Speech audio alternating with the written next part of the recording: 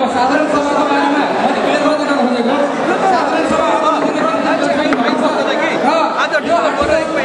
लाइनको सीमा लेखिएको छ in the event of meeting not held due to lack of quorum a shorter notice shall be given by the general secretary in consultation with the president and member present at subsequent meeting shall form a valid quorum. अब मैले अध्यक्षज्यूको परामर्श लिएर short नोटिसमा साधारण सभा call गर्नेछु। हैन मिलेन तपाईले भनेको फेरि तपाई त्यसो नगर्नु न झगडाको कुरा मिलाउनु न झगडाको हैन सेक्सन स्क्युज मी तपाईहरु एकछिन बस्दिनुस् न अब कुरा सकियो कुरा मिल्यो अब अन्तिम निर्णय हुँदैछ अन्तिम निर्णयको लागि प्लिज धैर्य गरेर 5 मिनेट समय दिदिनुस् 5 मिनेट अब हात्ती छिरो पुचहरुले किन गर्ने त्यसकारणले गर्दाखेरि समय 5 मिनेटको लागि तपाईलाई म आह्वान गर्छु सुन्नुस्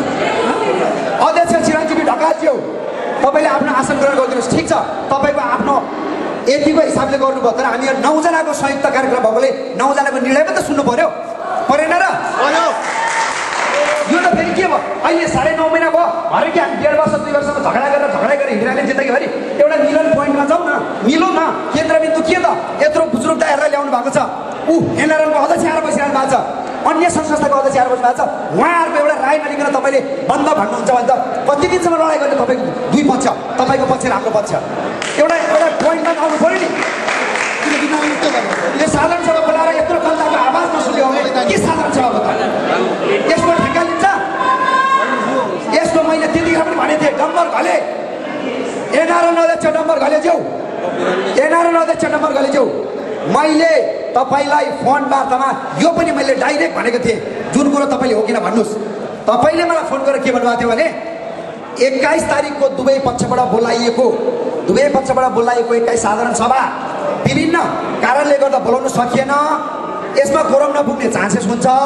कोरम नपुग्ने चान्सेस भइसकेपछि फेरि त्यो नमिल्न सक्छ त्यसैले चिरञ्जीवी ढकालज्यूले मलाई रिक्वेस्ट गरे अनुसार चिरञ्जीवीज्यूले 19 आजको 19 मा साधारण सभा बोलाउँछु भन्नुभएको छ त्यो साधारण सभालाई मान्यता दिने हो भनेर मलाई प्रश्न गर्नुभएको थियो डम्बर घलेज्यूले मैले त्यति बेला के भने यदि यतिको साधारण सभा आजलाई सारेर 19 मा गरेर कोरम पुर्याउने ठेक्का चिरञ्जीवी ढकालज्यूले लिन्छ भने आजकै मितिबाट हामी सम्पूर्ण सदस्यहरूले राजीनामा दिन्छौँ र त्यही दिन नै आजको दिन नै हामी उहाँहरूलाई अझ अङ्गला मारेर शुभकामना दिन्छौँ उहाँहरूलाई नै विजय घोषित गर्छौँ भनेर भनेको थिएँ तर मलाई थाहा छ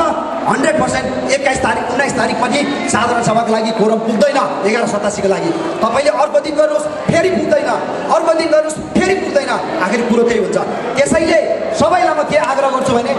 आज नै मिलन बिन्दुमा जानुपर्छ आज नै एउटा निर्णय निकाल्नुपर्छ के गर्ने त भोलि फुटबल आउँदैछ फुटबल गर्ने कि नगर्ने भित्रभित्र फर्म पारिएको छ हैन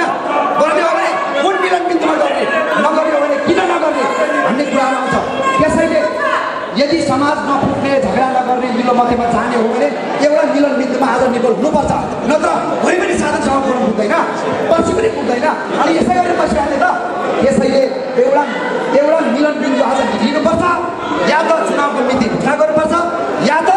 फुटबल नगर्ने त्यसको लागि एउटा सहमति हुनुपर्छ फुटबल गर्ने हो भने यही उपस्थित जनसमुदायबाट एउटा तर्दत कमिटी गठन गरेर केही तर्दत कमिटीले फुटबल गर्छ र यदि फेरि तपाईँलाई म फेरि टाइम दिन्छु अर्कोपल्ट तपाईँले कोरम पुर्याउन सक्नुहुन्छ भन्ने कुरो जुन जिज्ञासा गर्नुभएको थियो यसलाई क्लियर गरिदिनुहोस् अध्यक्ष डम्बर घलेज्यू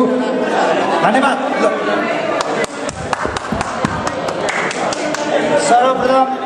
सुनिदिनुहोस् सर्वप्रथम म आज औला कुकुरले टोकेर यहाँ आएको होइन अनि तपाईँहरूको यति यो साधारण सभा विशेष साधारण सभाको अपमान गर्न आएको होइन हेर्नुहोस् अनि मलाई जहाँसम्म विश्वास छ एकछिन यहाँ सुनिदिनुहोस् तपाईँहरू चाहिँ मलाई जहाँ विश्वास छ तपाईँहरू पनि आफ्नो परिवारसँग